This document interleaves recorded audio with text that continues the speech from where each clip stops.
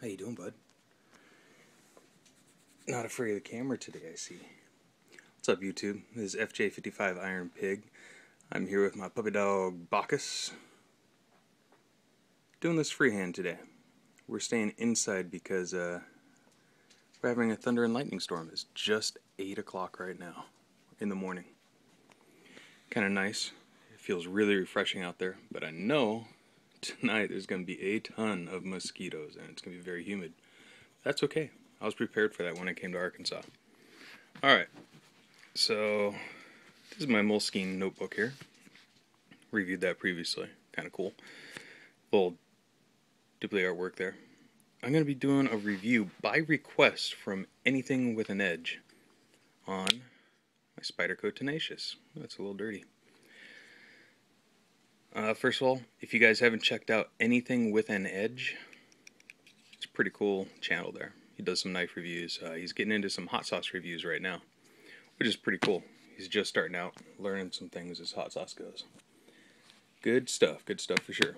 I wrote down some, not to rip off nothing fancy, but some talking points, some basic information about it, if you guys need to know about it. The Spyderco Tenacious, I've had it since about May 24th, give or take a couple days. Bought it off of Amazon from a dealer who was going out of business, and I got this, believe it or not, $29.99. I don't know if that's a smoking deal or not. Everywhere else I've seen, though, has been $10 to $20 more than that. So, the blade itself is a leaf style, if I remember correctly, which means it's shaped kind of like a leaf. The thumb hole is a little bit larger than most. My thumb can almost fit in there, and I have not huge thumbs or anything. Unlike, I believe it's the paramilitary that's made over in Colorado, where I used to be from. This one is made in Taiwan or China. Actually, I'll have to take it off camera. China, yeah. Too much shine on it. I like the handle. I'm usually not a big fan of G10 handles. For instance, the Buck Vantage. It's a good knife, and I actually had the Buck Vantage large, and I gave that to my sister because she did not have a knife anymore. She lost hers. So I went out and got a Buck Vantage, regular or small, whatever it is, one that's only 3.5 inches long versus 4, 4.5, whatever the large is. The blade length, that is. And my wife was using it during the move, and well, I guess that's hers now. So it's pretty cool. Some basic overview of this. G10 handles are good. Downside is you have to be careful. It does grip your pants, so if you're wearing, I don't know, if for some reason you're using this knife with some dress pants, it will eat those pants away, believe it or not. It doesn't feel that much. It has a really good grip even when wet.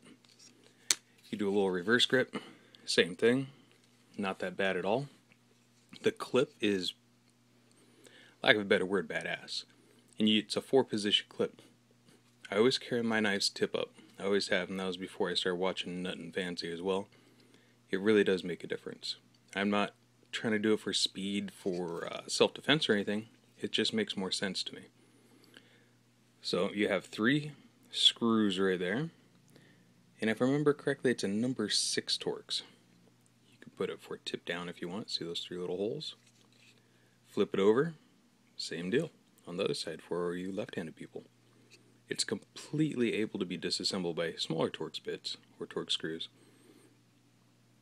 I think that's a 4. I don't remember exactly. I haven't tried to take it apart. Had no reason to. The liner lock, if I remember correctly, is what it's called, is pretty bodacious. I'm pretty happy with it. And it does have jimping right here as well. And it's real jimping, not BS jimping. And it does help, believe it or not. It's stiff. And I like that. I don't want it to be overly soft to where it can be easily pushed out with your hand when you're holding it like this. I've had that happen. Because when you grip it really tight, go ahead and grip your knife right now if you have one on, and give it a good grip with your thumb up on the top, or even like so. You'll feel around the fat of your finger right here pushing on the liner lock, and usually it's going to be in the correct direction. As long as your liner lock starts on the left and goes right, like this one is right here, if you're looking into it, you'll be fine. If it goes the opposite direction though, if it starts on the right and to the left, that's kind of dangerous. That means it will close when you grip it.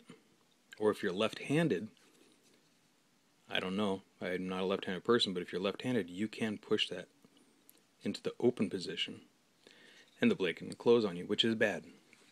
Out of the box, Spyderco's blade was actually decently sharp. I'm not saying it was intensely sharp or anything. I threw it on the ceramic rods for a little bit and got it razor sharp. But it was very well sharpened. So if you don't know how to sharpen knives very well, or you're not comfortable and you don't want to do it on a nicer knife, that's fine. Because out of the box, with this one particular knife, it was really good. See if I can get it on the video here on the blade. And it's not really showing up. The edge is kind of broken right there. Broke off or rolled the edge. I use this knife extensively on food prep. It's probably a good 80% of the time is what I use any knife for, honestly, that I carry. Apples, cheese, oranges, sausages, meats, whatever. In fact, before I left Colorado, I was having lunch with my sister at a place called McCabe's in Colorado Springs. Nice little Irish pub. Well, the knives they had sucked. So I whipped that bad boy out and cut through my big-ass hamburger. Worked like a charm. Cut through it like it was butter. I liked it. But it works good. And you also have jimping. It kind of shows up. Not terribly well. There we go, that's better. Jimping right here for your thumb. And that is really good jimping. It's not so sharp that it's going to cut into your thumb. Rip up any calluses if you have them, or just cut your skin, period. But it's effective, and it works good. I really like the handle shape. See how it's almost C-shaped? Almost like a, God, what's the, can't remember the name of it. Not quite as aggressive as an AK-47. I think that's CRKT that makes AK-47. But down here you have a spot for 1 or 2 fingers. And right here in the choil area you have it as well. And, oh yeah, that's another thing. Let me see if I can get this on camera. See how this part right here in the choil is slanted? That is not so much for comfort. Granted, it does make it a lot more comfortable. But it's mostly so it's ease of access to the locking bar. If you have a knife that has that fully filled in right there, and that's on the left-hand side too, also for you left-handed people, it blocks you from getting that bar, and you only get maybe a quarter of it at the most to get purchase on with your thumb. And this makes a huge difference. Compacted down, it's a little wide, I guess you would call it. That'd be thickness that I'm thinking in my mind, and that's wide. I like that. It's kind of nice. It's a little on the heavy side, 4.1 ounces I think it was. You know what, this is a good time to go over the stats. Alright, so Spyderco Tenacious. Yes, I did check the spelling on that. It's model number Season Charlie 1226. Retail is $59.85. I paid $30 basically on Amazon. Overall, knife open, 7.76 inches. I don't think I'll bother reading all these conversions. 197 millimeters. Blade length, just the blade by itself, is 3.39 inches. That's the same for the blade cutting edge. Because if you can see, it starts all the way at the bottom, and the cutting edge goes to the furthest point on the blade. That is your actual cutting edge, is actual blade length as well. Not many knives have that. This is the type of steel it is. 8CR13 MOV. I'm not super familiar with blades and their steels, but I wear this in my sweatband on my shorts. Just some really cheap, what were they? Kmart Ultimate UFC or MMA shorts, something like that, during the move, and it was hot as a you-know-what outside, and I was sweating like crazy. This made a huge difference, the steel, because it never rusted. It cleans super easy, believe it or not. Really impressed. I've left food on it overnight. Closed, it's 4.45 inches. Blade length being 3.39 inches, basically 3.5 inches, you just call it, is legal in most states, not all states, but most states, to carry concealed in your pocket. Most states, not all, it's okay to carry outside the pocket unconcealed just about any length. Check your local laws. It's free information. I am not giving legal advice by any means. What do we got here? Talked about that, did that. Weight, 4.1 ounces, I already said that. Little on the heavy side, but it's a bigger knife. Blade thickness is 0.118 inches. It's a good thickness. This isn't something you're going to be jabbing into wood, like on a cold steel test, and prying it out like this, because check out that tip. It's a fine tip. It's not thick. It's not supported a whole lot by the blade thickness either. Not recommended. It's if you want to think about self-protection, can't think of the self-defense, it's stabbing and pull straight out, or slicing. Slicing is always preferred in that situation, just because it's more devastating in that sense. More likely to stop your attacker. Handle, of course, is G10. It is a milled handle, which is cool, and it's skeletonized. I don't know if you can see those circles at the bottom of the handle there. There. That means it's cut out. Weight reduction. And believe it or not, that reduces a lot of weight. And it's pillar construction. See those 1, 2, 3, 4, and I guess the pivot point would be 5. Pillars, that means it's open construction. Super easy to clean. So yeah, basically that's the Spyderco Tenacious. Sorry, it's a little bit of a long video.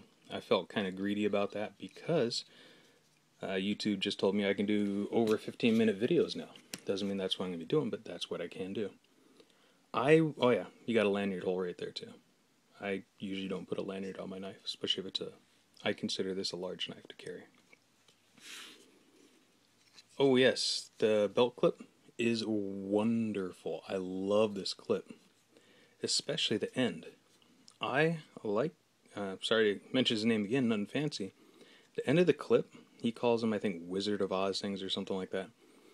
But the end of the clip, if it flares out this way, it's going to catch stuff in your house. Walls, doors, even worse, the paint job on your vehicle. And yes, I have done that by accident, and I felt horrible. It cost me about $200 to get the person's car fixed. I went and found the person in a parking lot. The grocery store, I actually waited for him. He was nervous as hell coming up to me. I said, hey, I apologize. I did this. I had a knife on my clip, on my shorts, and it just dug in. My bad. I'm so sorry. Gave him a couple $100, and he was happy as shit. I mean, his car wasn't beautiful or anything. It had scratches on it already. But that's besides the point. It's his property, and I made a mistake. The clip is outstanding. It's thick, and it's super strong. I put this in my waistband when I've been in the water, and it doesn't go anywhere. I really, really like this. It's usually in my pocket, but I also put it in my waistband. Just depends how I feel. I think I'm pretty much going to wrap this up. Anything with an edge? Like I said before, this review's for you, man. You requested it. It's yours. Sorry, it took me, 2 days, a day and a half to do that. But there it is. All my reviews, if you didn't know, this is about all the prep I do that you're looking at right there. Writing information down that I'm not going to keep locked in my brain. Other than that, it is just completely off the top of my head. And I'm sure it probably sounds that way too. So thank you very much for watching, guys. Rate, comment, and or subscribe if you like what you saw. Again, my name's FJ55 Iron Pig. Bacchus, my dog, and I say have a great day and be safe out there. Goodbye.